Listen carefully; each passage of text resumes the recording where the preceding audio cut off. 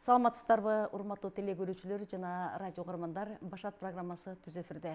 Биз бүгүн уңгу жолдун багыттары боюнча сөз кылабыз. Темабыз уңгу жол байыркынын жана келечектин жолу. Албетте бул темада биз бүгүн кеп кылып маек куруу үчүн атайын студияга мейман чакырганбыз. Сиздерди тааныштырып өтөлү. Кыргыз Республикасынын президентине караштуу мамлекеттик тил жана тил саясаты боюнча улуттук комиссиянын төрагасы Мелис Мураталиев. Студияга куш келиптирсиз.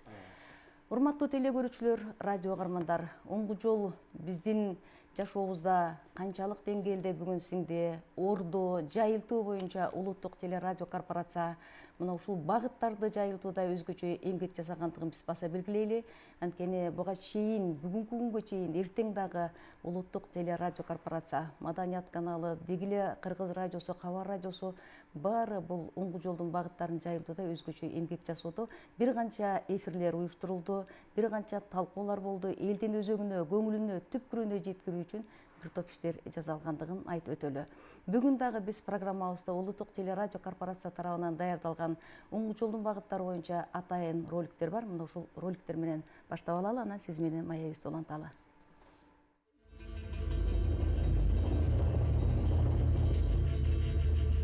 Кыргызстан өз дөөлөтүн өрнөк сынаган, өзгө журтту өзүндөй баалаган, кошунасына тууганындай караган, катышка камдуу, кадамы шаңдуу, убадага бек элдин улуу журту. Уңгу жол кошуналар менен куроолош жашоого алып баруучу жол. Кыргыз жараны асыл кыргыз жерин, атпай кыргыз элин барктаган, чек арасын карегиндей сактаган, өлкө сырын өмүрүндө сатпаган, бири-бирин сыйлап, биримдикке ыктаган, заманга бап, учурга шай, жаркын жаран. Уңгу жол өлкөсүн сүйгөн, өрнөктүү жарандардын жолу. О, касиетиңден кагылайын, ыйык жер суу. Төккөн кумдай күн өтсө да, түгөнгүс эчен жыл өтсө да, сен кебелбейсиң. Койнуңдагы коңур журтту асырайсың, жаманын жашырып, жакшысын ашыргайсың. Айткан азыгыңа алкыш, береке төккөн талаа түзүңө таазим. Уңгу жол улуу тоонун урпактарын улуу тарых жаратууга баштаган жол. Урматтуу теле көрүүчүлөр, радио угармандар, Мелис Казакбаевич жаңы эле ушул уңгу жолдун багыттарынын негизинде жаралган тасмаларды көрдүк. Биз бүгүнкү күндө уңгу жолдун багыттарын айтып эле тим болбостон аны ишке ашырууда жогоруда биз белгилегендей улуттук теле радио корпорацияда бир канча уктуруу көрсөтүүлөр даярдалууда. Уңгу жолдун багыттарынын бири бул мамлекеттик тил, атайын багыт берилген. Ооба, биздин Кыргыз Республикасындагы бардык жарандардын орток баалуулугу болгон бул мамлекеттик тил туурасында бүгүн сөз кылалы деп отурабыз. Жарандардын аң сезими, алардын маданиятынын өнүгүшүнө, өлкөнүн өнүгүшүнө, улуттун калыптанышына аны сактап, муундан муунга мурас кылып калтырууда бүгүнкү күндө биздин мамлекеттик тил комиссиясынын жүргүзүп жаткан иштери туурасында сиз менен эркин, кенен маалымат алып, угармандарга жеткирүүнү туура көрдүк. Рахмат чакырганыңыздарга. Анан албетте бул азыркы замандын, учурдун талабы болгон эң маанилүү суроонун бири улуттук дем дүйнөлүк бийиктик деп уран чакырып ушундай уңгу жолду иштеп чыгуу. Бул бир топ тарыхый себептер буга негиз болду. Атап өтсөк, мына 23 жылдын декабрь айында атайын президентибиздин тескемеси менен жумушчу топ түзүлүп, ушул идеологиялык багытта бир саясий документ иштеп чыгуу тапшырмасы берилген. Бир жыл бою иштелип, анан былтыркы жылы 24 жылдын аягында президентибиз Садыр Нуркожоевич жарлыгы менен бекитип, ошол улуттук дем дүйнөлүк бийиктик аталышындагы уңгу жол азыр эми ишке ашып отурат. Азыр мына эфирден көргөн чакан роликтерде ошону уран чакырып, ошол терең мазмундуу документти алгач азыр биринчи кадамыбыз элге таанууту жеткирүү, анын маанисин ачып берүү болуп атат да. Азыр эми баягы кадам-кадамдын аркасы менен жүрүп отурган иш чаралар жөнүндө сөз кылаардан мурун алгач ошол оңгу жолдун зарылдыгы туурасында мен башында бир эки сөз айткым келип атат. Ошол эмне себептен ушул зарылдык болду? Себеби тарыхый өңүттөн карасак, биз кыргыз эли өтө байыркы элдин бирибиз деп. Борбордук Азия эмес, деги эле Азия мейкиндигинде эң байыркы элдердин бирибиз деген илимий негизде тастыкталган бир материалдарыбыз бар. Ушул чөлкөмдө кезиккен эң байыркы этнонимдин алып жүрүүчүсү бизбиз. Генгун кыргыз деген аталыш менен биздин доорго чейин 1000 жыл илгери, демек жалпысынан 3000 жылдан бери биз улут катары, эл катары өзүбүздүн учурубузду улап келаткан элдердин, саналуу элдердин бирибиз да. Анан бүгүнкү күнү бирок ошо тарыхый өңүттөн караганда биз акыркы бир 2-3 кылымда биз баягы өнүгүү жолунан сарасеп салганда, салыштырмалуу дүйнөдөгү башка мамлекеттердин катарынан алып караганда биз азыр мындай бир бул эми биздин өзүбүздүн каалообуз эмес, бул дүйнөлүк баягы рейтинг деп коет. Биз 2-3 дүйнөнүн тизмегиндеги мамлекеттердин катарындабыз. Биз муну айтуудан арданабыз албетте, бирок тилекке каршы ачуучундук ошондой. Себеби кээ бир мамлекеттер эч алга озуп, өнүгүп, өркүндөп, баягы жашоо ыңгайын, шартын баарын камсыздап, жарандарынын ушундай бир өздөрүн бактылуу сезгендей жашоого тартуулаган чыгар балким. Анан салыштырмалуу биздин жашоо деңгээлибиз ага жете элек деп, бизди экономикалык, саясий жана башка себептер менен биз 2-3 дүйнөнүн катарындагы мамлекеттердин тизмегиндебиз деп ушундай бир ачуучундук бар да. Анан эң жаманы ошол нерсени биз өзүбүздүн элибиз дагы аң сезимине ошону кадап алганбыз дагы. Ооба биз ошондойбуз, биз артта калганбыз, биз өнүкпөй калганбыз, биздин колубуздан келбейт деген ушундай бир чектелүү аң сезим биздин турмушубузду ушундай бир аныктап же болбосо бекитип койгондой белгилейт, мындай сезилет да. Анан биздин аракетибиз, биз баягы эгемендүү мамлекет болгон соң, эми эстесек, тике 2000-жылдардан баштап эле идеология маселеси абдан катуу көтөрүлүп атты. Себеби улуттук баалуулуктар темасында өзүнүн иденттүүлүк маселеси улуттун көтөрүлүп, аз-аздан ошол козголуп, бышып, жетилип отуруп, азыркы мезгилде жалпы элибиздин аң сезиминде ушул талап мүдөө бышып жетилип, мына бийлик дагы ошону эске алуу менен элдин мүдөөсүн кабылдап, бул жаатта да биз чындап эле боштук бар экен деп идеологиялык доктрина иштеп чыгуу маселеси коюлуп, анан мына азыр иштелип чыкты. Анан ошол жерде, ошол документти эгер тыкыр карап изилдеп көргөн адам болсо, эң алгач баягы принцип деп коебуз, таяным дегендерге келгенде, бул жерде баягы экинчи таямына мен өзгөчө көңүл бургум келет. Ал жерде мынтип жазылып турат да, кыргыз элинин мамлекет куруу тажрыйбасы бар экендигин эстен чыгарбоо дейт. Биз буга чейин Совет доорунда ага чейин падышалык Орусиян курамында болуп кыргыз эли биз өзүбүздүн өз алдынча алуулугубузду мындай бир кайсы бир деңгээлде жоготуп өз карандылыкта жашап келдик. Муну эми ар кандай кырда талдап отурсак ар кандай сөз көп узарышы мүмкүн, бирок бир сөз менен айтканда чоң державанын курамында биз белгилүү бир деңгээлде көз карандылыкта жашадык. Анан 91-жылы эгемендүүлүктү алгандан бери биз өзүбүздүн мамлекетибизди куралы, өзүбүздүн өнүгүү жолубузга түшөлү деген мындай бир сүйүнүч, кубаныч сезимдер коштолгону менен, бирок иш тажрыйбасына келгенде мындан кабарыбыз жок турбайбы, биз мамлекет куруп көргөн эмеспиз, бул мамлекет деген шумдук турбайбы, Москва башкарып отурганда бизге жеңил эле, биз аткаруучу элек, бүгүн болсо өз алдыбызга мойнубузга ушундай чоң түйшүктү алып башкаруунун же ыкмасын билбейбиз, же тереңин түшүнбөйбүз деген бир туңгуюкка кептелгендей болду да. Алгачкы жетекчилер ошондой мындай маалыматтар менен учурдагы жагдайга баа берип атканда ошондой түшүндүрүү иштерин жүргүзүп атты. Бирок иликтеп көрсөк андай эмес экен да. Азыр мына кийинки мезгилде көптөгөн илимий негизде өзгөчө тарыхый маалыматтар ачылып, ачыкталып, мына биз учурда азыр сыймыктануу менен айта турган жагдайдабыз. Биз кезеги боюнча 4-үнчү мамлекеттүүлүктү доорун сүрүп аткан элбиз. Биз буга чейин 3 ирет мамлекет курган элбиз. Баягы Союздун убагында бизде силердин колуңардан эчтеке келбейт, артта калгансыңар, өнүкпөй калгансыңар, маданиятыңар, сабатыңар жок, ушундай жапайы калксыңар, таш доорундагы элсиңер деген түшүнүк азыркыга чейин архивде жазылып турат. Анан ошону биздин аң сезимибизге сиңирип салган экен дагы. Улам кийинки муундар өзүн тааныбай, ким экенин билбей, өзүбүздүн басып өткөн жолубузду, турмуштук тажрыйбабыздан кабарыбыз жок болгон үчүн биз жетеленме бир күчкө айланган экенбиз. Эми бүгүн мына ошонун баарына чекит коюлуп, жок, биз өзүбүздүн тамырыбызды таанып, өзүбүзгө кайрылып, оңгубузду бекители деген маселе кайрылды. 4-чү ирет мамлекет курган элбиз, азыркы мамлекеттүүлүгүбүз. Ага чейин 2 ирет каганат курганбыз. Баягы улуу кыргыз дөөлөтү 9-10 кылымдардагы баягы эң өкүм сүргөн мезгил экен. Болбосо монголдоруна чейин 13 кылымга чейин өкүм сүргөн мамлекеттүүлүгүбүз болгон экен. Андан мурун Барсбектин доорунда энисели кыргыздардын каганаты, көк түрктөрдүн доорунда ошо чабышып атып каганатыбызды жоготуп алганбыз. Андан мурун мына биз тарыхта бакыйып жазып отурабыз. Биздин доорго чейин 201-жылда баягы хундардын доорунда биздин кыргыз эң алгачкы кыргыз этноним эскерилет, бирок ал жерде жөн гана этноним эмес, ал жерде кыргыз мамлекеттүүлүгү жөнүндө сөз болуп атат.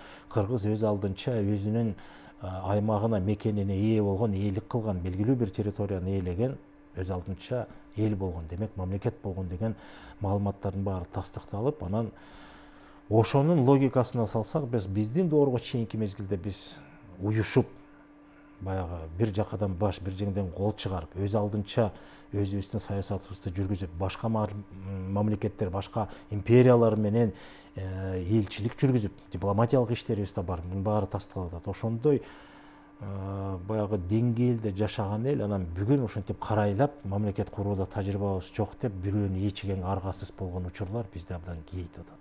Өткөн мезгилге айтып атам, мына эгемендүүлүктү алгандан берки бир алгачкы бир 20 жылда ошондой саясат жүрүп келди да, 20-25 жылда. Бүгүн болсо биз көзүбүз ачылып, жок андай эмес, биз өзүбүздүн оңгу жолубузга кайтышыбыз керек. Анан ошол оңгу жолдо бир нече багыттар бар. Мисалы алгачкы багытыбыз эле экономика деп атпайбызбы? Азыр бүт жашоонун маңызы капитализм доорунда ошо экономикага басым кылып калдык да, тиричилик, чарба, өндүрүш жана башка. Ал жерде да бир жакшы уран чакырылып атат. Биз кезегинде биздин кыргыздар ошондой бир деңгээлдеги эл болгонбуз. Бүгүн болсо андан кабарыбыз жок болгон үчүн биз бүгүн баягы керектөөчү же болбосо пайдалануучу элге айланып калдык. А биз оңгу жолдо мындай бир уран чакыртабыз. Биз бүгүн керектөөчү элден өндүрүүчү элге айланышыбыз керек. Биз өндүрүштү алмашуу системасы болуш керек. Алмашуудан мурун биз дүйнөгө жашоого көз карашыбызды өзгөртүшүбүз керек. Биз буга чейин пайдалануучу керектөөчү эл болуп келдик. Биздин колубуздан келбейт. Эмне болбосун, буну Кытай чыгарат, буну орус чыгарат, буну өзбек чыгарат, буну казак чыгарат. Биз ошондон алардын өндүргөн өнүмдөрүн пайдалануу иретинде гана өзүбүздүн жашоодо ордубузду белгилеп келдик да буга чейин. Биз эми мындан ары жок. Биз жалаң гана пайдалануучу керектөөчү эл эмес. Биз жаратман эл болобуз, биз өндүрүүчү эл болобуз. Ошон үчүн мына акыркы 4-5 жылдагы мамлекеттик саясатта өндүрүшкө абдан чоң басым кылып атат. Байкап көрсөңөр, буга чейинки мезгилде 2021 жылга чейин биздин мамлекет тарабынан жүргүзүлгөн саясат кандай болгон? Дүйнөгө биз кол сунуп, жардам сурагандан башка дүйнөгө таанылган эмеспиз.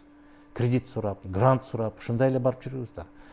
Бүгүн болсо, мына азыркы учурда биз аз болсо да, ченелүү болсо да, бирок аз болсо да кээ бир үчүн азыркы деңгээлибизге бул жакшы эле деңгээлде биз азыр өндүрүшкө басым кылып, чакан өндүрүштөн баштап мамлекеттик деңгээлдеги, эл аралык деңгээлдеги өндүрүш объектилерди ачып, эми экономиканын бир нугуна салып атабыз. Өзүбүздү камсыздай турган деңгээлге мындай жол баштадык десек болот. Анан мындан ары да ушул багытыбыздан жазбай, биз өндүрүүчү элге айланышыбыз керек. Өндүрүүчү эл деген биз бир нерсе колубуздан келет, биз колубуздан иш келет, жасай алабыз, камсыздай алабыз деген нерсе да. Буга эң ириде элдин өзүнүн ишеними керек. А элдин ишеними эмнеге толот? Качан, кайсы учурда толот? Качан эл өзүнүн турмуш тажрыйбасына таянып, колумдан келет, мындай билим менде бар дегенде гана болот. А тарыхый негизде карап көрсөк, биз баягы буга чейин 3 ирет мамлекет курган мезгилде ошол эле орто кылымдардын доорунда да болчу, тарыхый өнүктөрүн алып карап көргөндө, энисейил кыргыздардын доорунда, улуу кыргыз дөөлөтүнүн учурунда, Кытай жазма булактарында жазылып турат. Кыргыздар ошол кезде эң алдыңкы өндүрүүчү эл болгон. Баса белгилеп кетчү нерсе, кыргызда металлургия аябай өнүккөн. Темир өндүрүү, металл өндүрүү иштери биринчи орунда болгон. Кыргыздын баягы усталарынын колунан жаралган темир жана башка металлдан жасалган буюмдар, курал жарактар жана башкалар бери жагы дегенде Кытайдан нар жагы Мисирге чейин таанылып баалуу болгон экен да. Ошол кезде металлургиянын алды болуп кыргыздар эсептелген экен. Муну биз тарыхый документтерден да тастыктап атабыз. Өзүбүздүн Манастан да алып карап көрсөк болот. Манаста ошону тастыктаган бир кызык сап бар. Мындай баягы Манас төрөлүкте баягы Ногой хан өлгөндөн кийин биз ошондо ушул жерде экенбиз, Теңир тоонун айланасында жашаган эл экенбиз. Анан ошондо кытайлар күчтөнүп, Ногой хандын өлгөндөн пайдаланып кыргыздарды басып алып ушул жерде. Анан кыргыздарды баягы өлтүрүп курууга мүмкүн эмес экен, булар менен тирешип берсек согуш бүтпөйт экен, андан көрө буларга башкача саясат жүргүзөлү деп кытайлар кыргыздын урууларын бириндетип анан сүргөнгө айдайт. Булар бир жерде чогулса эч качан мындай тынч болуп жата бербейт. Булар баш көтөрүп эле согуша берет. Баягы Манаста айтылгандай, түгөнгөн сайын түтөгөн, кырылган сайын кычаган, өлгөн сайын өрчүгөн кыргыз деген баягы өлбөстүк касиет жөнүндө сөз болуп атат. Андан көрө бириндетип тияка бияка айдайлы дагы майда баягы санда, булар аз санда чоң элдерге сиңип жок болуп кетсе, мына ошондо биз булардын түбүнө жетебиз деген саясат жүргүзгөн да. Анан ошондо кыргыздын эки уруусу Алтайга сүрүлөт. Алтай десе биздин тарыхый мекенибиз деп атпайбызбы? Бул дагы бир тарыхый өңүттөн бир адашуу. Манастын өзүндө ошол кезде Алтайга барганда бул чоочун жер экен, Алтай деген сонун жер, Калмак деген сонун эл экен деген саптар айтылат. Ошол эле Сагынбай Саакбайдын. Анан ошол жерге бияка сүргөнгө айдалганда булар жылаңач кетирип атат да кытайлар кыргыздарды. Жылаңач деген мааниде эмне? Мал салы жок, эч кандай мүлкү жок, курал жарагы жок, эчтекеси жок. Жада калса турак жайы жок, боз үйлөрү жок. Жөн эле турган турпаты боюнча эле сүргөнгө айдалат да эки уруу эл. Анан Алтайга жетип канча убакыт ортодон эмне деген кыйынчылыкты көрүп, азапты көрүп, канчасы кырылып өлүп, анан анчасы аман калганы күчтүү эле ошол жака жеткенден кийин анан эки жакта карап туруп Ак балта менен Жакып эки жакта карап анан элине кайрылып атат. Эмне иш кылалы эми? Мына жери, табияты бүт биздикине окшош экен. Малыбыз жок күткөнгө. Биякта Калмак деген эл бар экен. Аны менен эми тил табышып, ынтымакташып жашайлы бир чети. Алардын көзүн карап эле жалдырабай, биз өзүбүз окат кылалы деп, анан ошол жерден Ак балта карап туруп эки жакта айтат экен. Бияктын тоо ташын көрдүм, биздикинен эч айырмасы жок экен. Эмне кылабыз анда? Көнгөн ишибизге эле кайра кайталы деп турганда алтын өндүрөлү дейт. Ошол жерде бир эле сөз, ошо алтын өндүрөлү деп, анан ошол жердин кыртышын тааныган үчүн, баягы тоо тектин кабар бар болуп, түшүнүгү бар болгон үчүн ушул жерде алтын бар турбайбы деп ошону көрүп таанып, анан алтын кенин иштетип, алтынды тим эле ушундай көп таап, анан алтындын күчү менен анан Жакып жанагыдай өтө бай болот атпайбы? Болбосо асмандан түшөт белем мал. Ошол өндүргөн алтындан анан калмактардан улам мал сатып алып отуруп, анан жанагындай чексиз байлыкка жеткен Жакыптын ошондон айтылат. Башаты булар алтын темир иштеткен деп Манастын бүгүндө дагы ошол нерсени улантып мүмкүнчүлүк бар экендигин анык. Бул мен мына түздөн түз эмес, муну эмнеден айткым келип атат? Биздин элибиздин баягы генетикалык сапатыбызда деп коелучу, же болбосо каныбыз менен келаткан бир чоң турмуштук жашоонун бир тажрыйба билимдери бар. Ошол темир иштетүү, металл иштетүү, ошондой өндүрүүчүлүккө бет алган элбиз. Ошондой негизде болгонбуз. Өндүрүү багытында дал ушундай. Бүгүн биз ошону эске алуу менен биз колубуздан келбейт, билбейбиз деген бул баягы шылтоо да. Эгерде биз өзүбүзгө кайрылсак, ооба азыркы замандын билимине сугарылышыбыз керек. Бирок бизде табигый жөндөм бар, андан кабарыбыз бар. Ата тектен, атабадан бери келаткан ошол чоң жөндөмдөрүбүздүн баары ар бирибиздин каныбызда бар. Азыр деле чекесинен карап көрсөңөр, баягы мыкты ишкерлер, өндүрүшчүлөр чыгып атат. Булар мисалы башка элдин өкүлдөрүн карасаңар, булар тукум улап, ошол билимди казып, тереңине түшүп, үйрөнүп, улам кийинкисине мурастап жүрүп отуруп, жөндөм топтоп отуруп, анан бир чоң өндүрүүчү баягы династияларга айланган учурлар бар. Ошол эле орустардын Демидов жана башкалары. Арабыздан кыргыздар бүгүн кечээ кабары жок, бүгүн бир 20-30 жылдын арасында дүйнөлүк деңгээлдеги өндүрүшчүлөрдүн катарына кошулган инсандарыбыз азыр чекесинен чыга баштады. Бул эмне деген сөз? Демек бизде канда бар касиетибиз, жөндөмүбүз, ошого болгон шыгыбыз болгону азыркы замандын талабындагы болгон заманбап билимдерге азыр басым кылышыбыз керек. Ошону өздөштүрсөк эле андан ары кете турган жолубуз турган нерсе. Ошону менен биз өзүбүздүн баягы уңгубузга кайтуу, баягы бир кезде биз жаратман эл, өндүрүүчү эл деген деңгээлибизге жетүү деген сөз да. Бул эми бир жагы болсун. Экинчи маселе, мына бүгүнкү сиз козгоп аткан маселебиз, биз баягы уңгу жолдун багыттарында 4-чү багыт бул жерде мамлекеттик тил деген бар. Ушул жерде бир суроо жаралды да, ошол эле багыттарда жазылып турат, мамлекеттик тил корголууга эмес, колдонууга муктаж деп. Турат. Биз эмне үчүн ошондой жазылды? Мен ошондон бир аз мындай сөз баштайын. Буну азыр баягы сиз менен бет маңдой отуруп бир 20-30 мүнөттө анын баарын чечип айтуу мүмкүн эмес, бирок ошентсе да биз негизги себептерине токтолгум келип атат. Бүгүн биз эми тил саясатын кандай жүрүшү, эмне кылып атат, кандай иш чаралар керек, ал жөнүндө сөз болбойт. Мен идеологиялык өңүттө эмне үчүн корголууга эмес колдонууга муктаж деген сөздүн келип чыгышы. Анан деги эле өзү мамлекеттик тил деген түшүнүктүн өзүнө токтолгум келип атат. Жанагы мен сөз башында атайын ошол мамлекет куруу тажрыйбабыз бар экенин баса белгилеп кеткеним, мындай түшүнүк бар да, кандай гана мамлекет болбосун, мамлекет болуунун өзүнүн бир көрсөткүчтөрү болот. Бул ээлеген аянты болуш керек. Бул элдин ынтымак биримдиги болуш керек. Бул баягы өздөрүнүн коомдук түзүлүшү, башкаруу системасы болуш керек, ыкмасы болуш керек. Анан өзүнүн бир эң белгилери болуш керек. Туу, керп жана башка илгери деле болгон, азыр деле бар ушун бар. Андан сырткары эң бир зарыл болгон нерсе мамлекеттүүлүктүн бирден бир көрсөткүчү катары айтылып жазылып да жүрөт. Бул жазуу болуш керек дейт. Себеби мамлекетте кандай гана иштер болбосун, ошонун баары жазууга түшүрүлүп, буйруктан болобу, бир өзгөрүштөр, заң, мыйзамдар болобу, же болбосо эл аралык мамилелер болобу, ошонун баарын жөндөөлүш үчүн жазуу болуш керек. Бул мындай кадыресе, мындай мыйзам черемдүү көрүнүш. Анан биз айтып атабыз, биз буга чейин 3 ирет мамлекет курган элбиз деп атабыз. Анан ошондой мамлекет курган эл катары бизде ошол белгилердин баары болуш керек. Асабабыз болгон, туубуз болгон, жанагы бүгүнкү күндө герб деп атабыз, эн тамга эм белгилер болгон, кыргыз белгисинен баштап уруу тамгаларына чейин анын баары болгон, чек ара мамлекет жер ээлиги болгон, анын баары тастыкталып атат. Кээде чоң болгон, азайган, кичирейген ал маселе анда эмес, ал өзгөрүп турчу нерсе. Бирок болгон, ошого ээлик кылганыбызга тастыктаган маалыматтар да, документтер да бар. Элдин аталышы этноним катары, өзүбүз эл улут катары калыптанганыбыз, өзүбүздүн башкаруу ыкмабыз, теориябыз бар экени ал да тастыкталган. Манас баш болгон башка макал лакаптарыбыздын баары бар да. Анан ушу жазууга келгенде ушул жерде бир чоң маселе бар. Бул жаатта көп иштер дагы алдыда турат. Мисалы, Советтер Союзунун учуруна чейин орус падышачылык мезгилинде башталып, кийин Советтер Союзунун убагында дагы көп изилдөөлөр жүргүзүлүп, шарттуу түрдө тилекке каршы байыркы түрктөрдүн жазуулары деген түшүнүк калыптанып, ошол изилденип, анан жазуу кайсыл элге таандык экени талаш болгон үчүн шарттуу түрдө аны Енисей Орхон жазуулары деп аталып келген. Анан мисалы 42-жылы согуш учурунда Малов деген окумушту изилдеп келип, бир топ буга чейинки Радлов, Томсондон башталган көп илимий эмгектердин негизинде аларды улап дагы башка жазууларды чечмелеп отуруп, анан ошо чечмеленген жазуулардын негизинде аныктап атат. Бул жазуунун башаты, негизи ээлиги бул кыргыздык экен.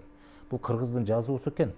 Андан кийин кыргыздын жазуусун кыргыз менен тектеш чектеш болгон бардык көчмөн элдер, түрк тилдүү элдер аны колдонууга алган экен. Болбосо жазуунун ээси кыргыздар деп баса белгилеп, илимий эмгегин жазып, рецензия алыш үчүн ошол кездеги Фрунзе деп аталган, анда бир шаарыбыз ошол Илимдер академиясынын бияктагы филиалына келип тапшыраттагы рецензия жазып бергиле дейт.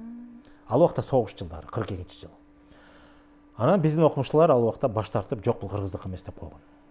Буга эки себеп бар. Биринчиден 38-жылкы репрессиянын баягы таасири бүтө элек кез болчу. Улут маселесин көтөргөндөрдүн баары улутчулдар деп туруп, бир чети ошондон дагы таасир этип, бир дагы окумушту батын албай биздики деп баш тарткан экен. Экинчиден окумуштуулардын жүйөсү келтирилип алат, китепте жазылып турат. Буга чейин Батманов менен Радловдун айтуусу боюнча бул кыргыздык эмес деген пикирди карманышкан. Бирок алардын эмгегинде жазылып турат. Ошол кезде алар изилдегенде алар мындай негизге келген. Буга чейинки чечмеленген жазуулардын чечмеленген материалдарга таянганда бул жазуулар анык кыргызга тийиштүү же белгилүү бир элге тийиштүү экен далилдер толук боло элек дейт. Жетишсиз. Ошон үчүн шарттуу түрдө биз Орхон Енисей жазуулары деп шарттуу атай туралы деп жазып атат. Малов андан кийин бир топ илимий эмгектер жазгандан кийин ошонун баарын чечмелеп, ошол эмгектерине толуктап, анан жыйынтыктап келип атат. Бул кыргыздык экен деп атат. Бүгүнкү окумуштуулар азыр ошонун атласын түздү. Таш жазуулардын баарын сүрөткө тартып чечмелеп, бүт тексти менен анан атласын түзгөндө баягы инвентаризация жүргүзүлдү да, ошондо азыркы окумуштуулардын ошол атласка кирген 700дөн ашык жазуулардын үлгүлөрү бар. Ошонун 400дөн ашыгы кыргыздыкы дейт. Калган 300дүн тегерегиндеги жазуулар булар көк түрктөргө таандык, түргөчтөргө таандык, анан уйгурларга таандык дейт. Аз эле. 300'ün тегерегі 3 елге таандык, 400'дөн көбү кыргызга таандык дейт. таандык. Анан аймагы ушул эле Таласта, Кочкордо, Чүйдө жүрүп отуруп, анан тиги Алтай Хакасияга чейинки аймакта. Демек, ошондо эле бизде жазуу болгон, ошондо эле биз жазуунун толук кандуу пайдаланган элдин бири экенбиз. А ошол кезде Улуу Кыргыз дөөлөтү чоң мамлекет курулуп, дүйнөгө чоң таасир эткени бул талашсыз нерсе. Ошол жазуубуз болгон. Ана буга дагы ушул жазуу кыргыздык экенине дагы бир жаңы илимий ачылыш болуп атат да. Мисалы, эми жаңы десем дагы кайсы салыштырмалуу жаңы деп койгон. Бир 10 жыл мурун мен интернеттен бир маалымат окуп таң калдым да. Кыргызстан менен Казакстандын чегинде, Алматы менен Чолпон Атанын тушунда, азыркы Казактын жеринин чегинде, тоонун этегинде, могу биздин Көңгөй Ала тоонун аркы тескей бетинде, Алматыга жакын жерде, Ысык деген жерде 80-жылдары Советтер Союзунун убагында сактардын маданиятына таандык болгон бир алтын кийим менен шөкөттөлгөн адамдын сөөгү табылган. Аны бүгүн тарыхчылар, археологдор алтын адам деп атап койгон. Кийиминде эле 16 килограммга жакынбы, бирини эсимден чыгып кетти, жандан көппү алтын табылган да. Кийиминде эле. Анан өзү падыша болгон экен, бир топ деген маалыматтар бар. Анан ошол маселе мен эмнеге айткым келип атат? Ошол адамдын сөөгүнүн жанында, күмбөзүндө күмүштөн жасалган чөйчөк кошо көмүлгөн экен. Ошону таап чыгышты. Ошол чөйчөктүн бетинде 2 сап жазуу турат. Ошол жазуу биздин ошол Орхон Енисей жазуусунун тамгалары менен жазылып турат. Анан салыштыралы. Окумуштуулар айтып атат, түркологдор, Енисей же болбосо Орхон жазуулары, ошол жана Малов айткан кыргыздын жазуулары, биздин доордун 5-кылымынан 10-кылымына чейин өкүм сүргөн дейт. Аябай өнүккөн мезгили дейт. 5-кылымдан ары маалымат жок деген бир имиштер дейт. Жанагы күмүш чөйчөктөгү жазылган жазуу алтын адам жанында табылган. Археологдордун изилдөөсү боюнча бул биздин доорго чейинки 5-кылымда жашаган адам. Демек, жанагы биздин Орхон Енисей жазуусу пайда болгон мезгилден 1000 жыл нары илгери ошол тамгалары менен сактар пайдаланган экен. Тиграхаут сактар болгондо да баш учушту го баш кийими. Анан ошол 2 сап сөздү ар кандай түркологдордун изилдөөсүнүн негизинде бир нече вариант болуп, котормосу ар кандай түрдүү болуп, бир пикирге келе албай калды. Себеби мындай жанагы 5-10 кылымдагы жазуу эрежесине салганда чечилбей атат. Анан бир Азербайжан окумуштуусу ал жазууну чечмелеп өзүнүн вариантын сунуштады. Анан бардык варианттарга караганда анын варианты чындыкка жакын болуп атат. Анын чечмелегени боюнча мындай деп турат. 4 тараптан, дүйнөнүн 4 тарабынан сыңгылы уруунун эли келип, анан баягы өкүрүп ыйлап дейт. Анан ант ичип атат дейт. Ушул эми баягы мен сөзмө сөз айта алган жокмун, ал орус тилине которгондо ошондой мааниси ошондой болуп атат. Ушул түшүнүк бардык көчмөн элдерде, бардык доордо, баягы хун, ари доорлордон бери кыргыздарда да, бардык көчмөндөрдө, монголдо да баарында бар, кыргызда да бар. Адам иши колду болуп өлгөндө анын жакындары касам ичип ант берчү деп. Мына бизде ошентип көп айтылат. Идишке ошол жакындары колунан кан тамызып, чөйчөккө кан толтуруп, анан ошо кан тамызгандардын баары ошо кандан ант берип туруп, анан ошону иччү экен. Анан ошо идишти өлгөн адам менен кошо көмчү экен. Мына тигинде да ошондой табылып атат. Анан ошону тиги Азербайжан окушмуштуусу ошентип чечмелеп окуп берип атат да, анан айтып атат, бардык биздин баягы легендаларда дейбизби, айтымдарда, санжырада, бардык булактарда ошондой салт бар эле. Ушуну жазып атат дейт. Адам өлүп атат, аны коюп атат, аркы сапарга усарып атат, акыркы сапарга. Анан чөйчөгүн ошентип ошол көмүп атат дейт. Жазуусунда ошол жазылып турат. Анан мен ал окумушту менен былтыр тагдыр буйруп аны менен таанышып калдым Бакудан. Таанышып анан ошол маселени козгоп сурадым да. Муну чечмелеп турсаң, бул жакшы, эң сонун талаш жок. Анан түркологдор менин пикиргештер жок, түркологдор өзүнүн доорун 5-кылымдан баштайт, андан ары бизге тиешеси жок деп баш тартып атышат дейт. Себеби алардын максатында, түркологиянын максатында түрктөр баарынан улуу болуш керек болду. Түрктөн улуу эл болбош керек. Анан баягы доордон кийин бул түрктүн жазуусу деген шаблон дагы эле турат да. Малов кыргыздыкы деп далилдеп атат. Эч ким аны кабыл албай атат дагы эле. Илимде дагы бир топ иштер бар. Анан Заур Гасанов өзү Азербайжан айтып атат. Бул скифтердин дооруна, скиф сактардын дооруна 1000 жыл илгери ушундай жазуу болгон экен. Тамгалар бүт ошол. Анан мен мунун окуу баягы ыкмасын түшүндүм. Баягы түрктөрдүн доорунда да болчу 5-10 кылымдарда көбүнесе жазуулар оңдон солго окулчу экен. Баягы азыркы араб ивриттердей. Биздин жазуулар ошондой экен негизи. А бул жазуу солдон оңго жазылат экен дейт. Ошону чечмелеп бердим. Анан эң кызыгы ошол эки сап жазуунун этегинде бир белги турат да. Мен ошол белгини көрүп аябай кызыктым да, ошол окумуштан сурадым. Бу эмне деген белги, эмне деп билесиз деп сурасам, ал айтып атат, бул эми баягы жазуу бүттү. Бул баягы мөөр иретинде же баягы биз кат жазганда кол коет го. Ошол сыяктуу бир жазуунун аягы бүтүшү деген белги дейт. Ал логикасы боюнча туура. А бирок белги катары өзүнүн бир символикалык мааниси бар. Бул эмне белги деп сурасам, ал билбейм дейт. Мен мындайды билген эмесмин дейт. А мен ал белгини көрүп туруп дароо түшүндүм эмне белги экен. Байыркы ошо археологдордун изилдөөсү боюнча биздин доорго чейин 4-миң жылдыктан баштап бүгүнкү заманга чейинки өтө байыркы элдердин бири бул кыргыз эли деп Бернштам өзүнүн археологиялык изилдөөлөрүндө далилдеген. Ошо Бернштамдын изилдөөлөрүндө, илимий изилдөөлөрүндө кыргыздын урууларынын эн тамгалары бүт тизмектелип жазылган. Анан бүгүнкү чейин ал сакталуу. Ошол кыргыздын 40 уруусу деп шарттуу түрдө айтып атпайбызбы? Канча уруу болсо, ошонун ар бир уруунун өзүнүн эн тамгалары бар. Мына бүгүнкү күнгө чейин сакталган Мундус деген уруунун, Мундус эмес, Басыс деген уруунун тамгасы бар. Ошол тамга ошол чөйчөктө жазылып турат. Дал келип атат. Демек ошол кезде Тиграхаут сактары деп аталат шарттуу түрдө, башы чүчтүкуй баш кийим, кийизден жасалган башы чүчтүкуй баш кийим. Бул эми калпак деле түшүндүрүп атпайбы? Ошол баягы кол башчыбы же падыша болгонбу өлгөндө ошону көмүп атканда ошону чөйчөккө жазып белгилеп, анан тамганы басып атпайбы, уруунун тамгасы. Балким ал Басыс уруусунун өкүлү болсо керек деген азыр бир божомол. Анан ал бул маалыматтарда аздык калса, азыркы палеогенетика деген илим бар. Азыр ошол сөөк калдыктар табылганда, ошонун ДНК-сын аныктап, канынын группасын аныктап, геномуна чейин аныктайт. Бардык маркерлерине чейин, баягы генетиканын тили менен айтканда. Кыскасы жөнөкөйлөтүп айтканда, биздин доорго чейин 5-кылымда жашаган, 500 жыл мурун жашаган, жалпы эсеп менен айтканда 2,5 жыл мурда жашаган, ошол ысык деген жерге көмүлгөн, жана Тиграхаут сактын өкүлү, эн тамгасына караганда Басыс уруусунун өкүлү, каны боюнча бүгүнкү кыргыздын каны чыгып атат.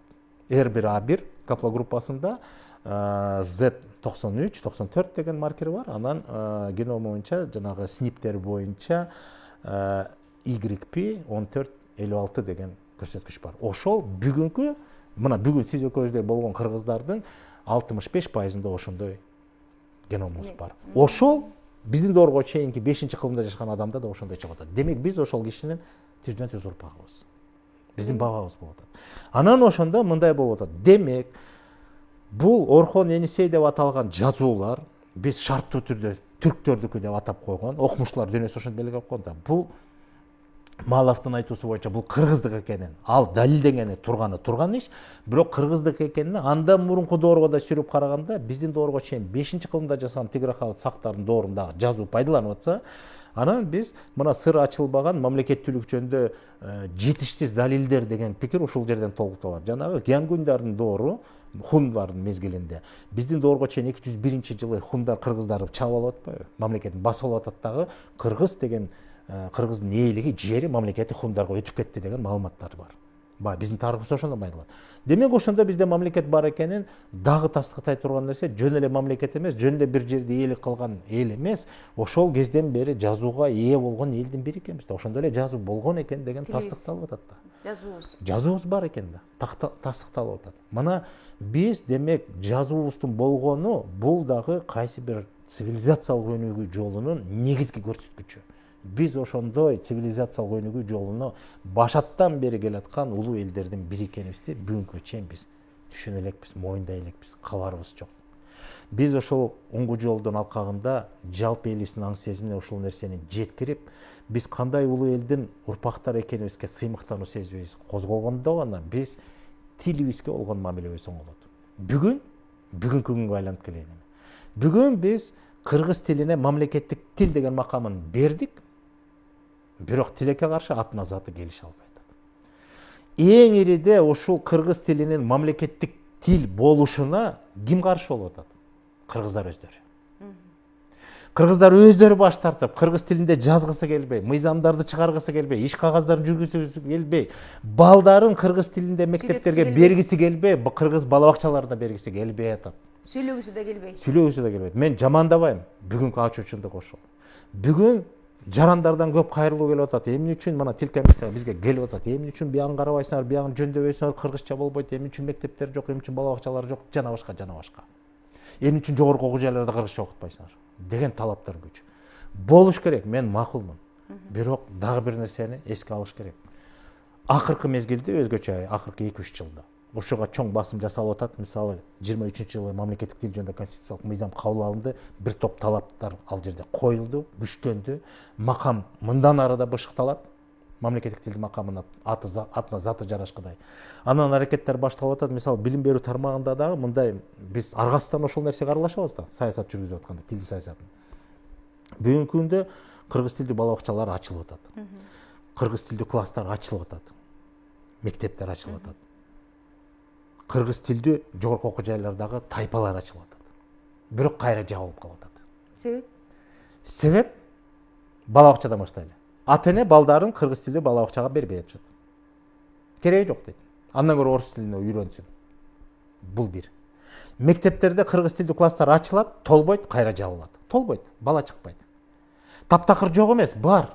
Арасында бар. Кыргызча үйрөнсүн, кыргызча билсин, кыргызча окусун деп атышат. Бирок алардын саны жетишсиз болуу үчүн аны класс боюнча камсыздоо мүмкүн эмес. Балдардын саны толбосо, аны кайра жабылып калып атат. Бала бакчалар, тайпалар толбосо, аны кайра жаап салат. Демек элдин өзүндө, биздин жалпы журтубуздун, элибиздин аң сезиминде дагы деле ушул өзүбүздүн эне тилибизге болгон мамилебиз, анын мамлекеттик тил болуп калыптанышына өзүбүз каршы эмеспиз. Макул болбой атабыз. Каалабай атабыз. Түшүнө да албай атабыз. Же түшүнө албай атабыз. Жок, орус тилдин келечеги чоң. Маселе расмий тил деп катталып калган орус тили дүйнөлүк тил экени талашсыз. Бүгүнкү күндө ал тил негизги билимдин, маалыматтын булагы экени талашсыз. Биздин тилибиз андай деңгээлге жете элек. Маселе биз ошол мамлекеттик тилибиз, кыргыз тилибиз мамлекеттик тилде толук кандуу ошондойго айланыш үчүн биз аны илимдин, билимине, тилине айланганда, толук кандуу баардык дүйнөлүк маалымат булактарына кыргыз тилин камсыздаганда, илимий ачылыш болобу, жаңылык болобу, ошонун баары дароо мамлекеттик тилде, кыргыз тилинде сайрап турганда, анда биз толук кандуу мамлекеттик тилдин макамына жетебиз. А бирок ошого барыш үчүн биз оболу өзүбүз илим, билимдин тилин айландырышыбыз керек. А ошол илимдин, билимдин тилин айландыралы деген саясат жүргүзүүдө биздин элибиз, калкыбыз өзү каалабай атат. Жок, биз башка тилде балдарыбыздын келечеги кең болот. Россияга барып иштейт имиш. Дүйнөгө чыкканга мүмкүнчүлүк болот. Талаш жок. Дүйнөгө чыгыш үчүн, дүйнөнүн эшиктери ачылыш үчүн дүйнөлүк тилдерди үйрөнүш керек. Орус эле эмес, англис тилин да үйрөнгүлө, кытайды да үйрөнгүлө. Бул да дүйнөлүк тил. Корей тилин, япон тилин үйрөнүп атышат азыркы жаштар. Аябай жакшы өздөрү. Эми батыштын немис, испан тилдерин айтпай эле коеюн. Анын баары керек. Бирок эң оболу кыргыз экенибизди унутпайлы да. Тилибиз аркылуу кыргыз экенибизди мамлекеттик тилибиз мындан ары мамлекет катары, мамлекетте өзүнүн бардык ишмердүүлүгүн өз тилинде байыртан бери келаткан улуу жолду улаган эл катары өзүбүздүн атыбызга затыбыз жарашкан улуу атыбызды сыймыктануу менен алып жүрүш үчүн биз ошол тилибизден башташыбыз керек да. Ошону жалпы элге азыр жеткирүү маселеси ушул оңгу жолдун алкагында турат. Биз анын колдонулушун эмес, корголушун эмес, колдонушуна муктажбыз деген ошол. Муктажбыз биз. Эгер биз өзүбүз эне тилибиз болгон кыргыз тилибизди мамлекеттин ээси катары, мамлекеттин ээси болуп туруп, бир эмес 4-чү кезектеги мамлекеттик тилдин доорунда эне тилибизди кайра бышыктап, анын макамына тете деңгээлин көтөрө албасак, анда биз улут катары келечекте мамлекеттин аталышы дагы күмөн болушу мүмкүн. Бул менин жеке пикирим. Себеби улуттун улуулугу, анын түбөлүктүүлүгү анын оңгусунда. Анын тамырдан алган, башаттан алган көрөнгөсүндө. Бүгүн ал көрөнгө жоголо элек бар. Бирок аны көбөйтүп, толук кандуулукка жеткизүү биздин муундун милдетинде. Эгерде биз ошону толук кандуу кийинки урпактарга жеткире албасак, анда биз улуу жолду кескин түрдө бузган муунга айланабыз. Мен ошону каалабайт элем. Ошон үчүн мамлекет жетекчиси да бүгүн ошого маани берип туруп, идеологиялык жаатта ошондой оңгу жолду иштеп чыкканга толук кандуу маани берип туруп, тапшырма берип ошону иштеп чыгып, эми бул багытта идеологиялык үгүт насаат түшүндүрүү иштери жүргүзүлсүн деген чоң багыт тартылып аткан себеби да ошондо. жайылтуу деген сөздү айтып өттүңүз. Мен ошол нерсеге кошулат элем. Бүгүнкү күндө оңгу жолду жайылтууда жогоруда биз белгилеп өттүк. Биздин улуттук телерадио корпорацияда жакында Кудай буюрса деп туралы мына бир нече роликтер тартылды. 20дан ашык ушул оңгу жолдун багыттары боюнча. Алар эфир аркылуу берилет, радио уктуруулар бар, телекөрсөтүүлөр байма-бай чыгып атат. Ошентсе дагы биздин улуттун улутмандары, аксакалдарды улутмандар деп илимпоздорду ушундай бир жакшы баа берип атпайсызбы? Улутмандар өздөрү баш болуп бүгүнкү күндө бул оңгу жолду биз тезинен жайылтышыбыз керек. Элге жеткиришибиз керек. Мына жакында эле мен Сулайман Кайыпов агайыбыз менен окумуштуу байланышсам айтат, мен Монголияда ушул оңгу жолдун учугун улантуу иштерин ошол жакта мен жүргүзүп атам. Анан ушул жакка келип жайылтуу үчүн бул бизге баалуу нерсе деген сөз айтып атат да. Демек биз бүгүн айтуу эле болбостон муну жайылтуу ишин колго алышыбыз керек. Кантип жайылтышыбыз керек? Кандай жол менен? Аксакалдар айыл кыдыралы деп атышат, улутмандар элге жолугушалы деп атышат. Дагы кандай өңүттү жеткирсе болот? Президенттин администрациясынан атайын тескеме түшүрүлгөн баардык мамлекеттик органдарда. Баардык мамлекеттик органдар ошо оңгу жолдун негизинде атайын жоболор иштелип чыккан. Ошо жоболорду жетекчиликке алып, ар бир мамлекеттик орган өздөрүнүн тармагына жараша андай иш-чаралар планын иштеп чыгып, ошол боюнча иштер жүргүзүлсүн деген тапшырма түшүрүлгөн. Мекемелер боюнча. Бул багытта ар бир мамлекеттик орган, мекемелер ошол багытта иштерин баштап атышат. Анан эң ириде алгач ошол оңгу жолдун мазмуну боюнча тааныштыруу, ачып берүү, багыттарын тактап, талдап, эмне жөнүндө камтылган. Мисалы документ өзү чакан эле жазылган да, бирок ар бир багыты боюнча айта турган, көрсөтө турган, жеткире турган маалымат, билимдер өтө көп.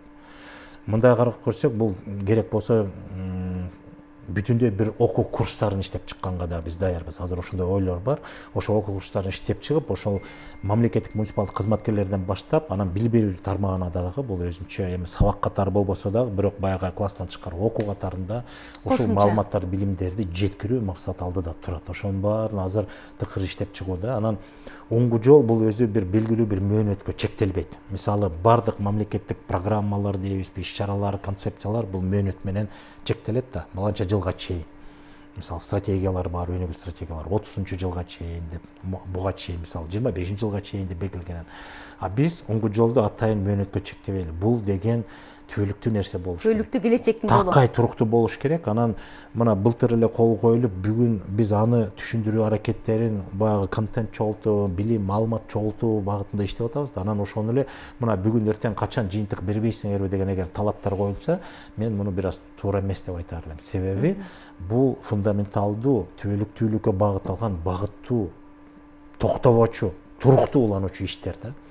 Анан улам толукталып турат, улам жаңыланып турат. Себеби илим, жаңылык, ачылыштар улам болуп турат. Замандын чакыргы талабы күчтөнгөн сайын биз ошого ыктап, өзүбүздүн турмуштук тажрыйбабыздан жаңы ыкмаларды иштеп чыгып, ошого туруштук берүү багытында өзүбүздүн улуттук оңгубузду сактоо же өнүкүндөтүү багытта улам чараларды көрүп отурушубуз керек. Бул тынбай, токтобой уланып туруучу процесс болуш керек. Биз ошого азыр бел байлап, ушундай багыттуу иштерди баштайбыз деп турган чагыбыз. Анан ошон үчүн мен баарына дагы чакырып кетет элем. Мисалы, эмне иштер жүргүзүлүп атат дегенде, мына ошо жыл башынан бизге жана тескеме түшкөнү бери бизге 3-4 министрлик, мисалы, бизге тил комиссияга мага эле кайрылышты. Мен ошол жерде ошондой түшүндүрүү иштерин жүргүзүп атабыз, мындай таанытуу иштерин, ошо оңгу жолду чечмелөө боюнча бир нече рай администрациялар, обл администрацияга да ошондой иштер жүргүзүлүп атат чекесинен. Анан эми убакытка, мүмкүнчүлүккө чектелип атабыз.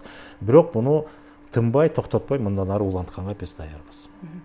Жакшы маалыматтарды бердиңиз. Сиз өзүңүз айткандай, бул бүгүнкү, эртеңки же бүрсүгүнкү нерсе эмес, бул келечектин жолу десек туура болот го. Анткени биз кыргыз жашап турганда ошол оңгу жолдун багыттары менен жашоо биздин жашообузду жакшыртууга гана мүмкүнчүлүк түзөт. Анткени сиз менен сөз кылып аткан тил маселеси мынакей колдонууга муктаж деген, өнөр жайда канчалык деңгээлде айтып атабыз. Ошол эле маданият боюнча өзүнчө бардык багыттар боюнча кыргызга чайнап келип эле мындай алдыга сунуш кылгансыздар да. Демек биз бул багытта дагы иш жүргүзүп, бул багытта өзүбүзгө ар бирибиз, ар бир кыргыз жараны, деги эле Кыргызстанда жашап аткан ар бир улут өзүнө өзү сиңирүү бул келечектин жолу. Келечекке бир жакшы жашоого, бийиктикке умтулууга, алдыга кадам таштоого өтө чоң маанилүү документ экендигин оңгу жолду эсиңиздерге салуу менен биз бүгүнкү Кыргыз радиосунун Маданият каналындагы түз эфирдеги Башат программасын аяктайбыз. Урматтуу теле көрүүчүлөр, радио каармандар, бүгүнкү келген биздин кадырлуу мейманыбызды дагы бир ирет эсиңиздерге салалы. Кыргыз Республикасынын президентине караштуу мамлекеттик тил саясаты боюнча улуттук комиссиянын төрагасы Мелис Мураталиев болду. Программаны мен Чынар Айтуугул алып бардым. Кайрадан эфирден жолукканча аман болуңуздар. Сизге ыраазычылык.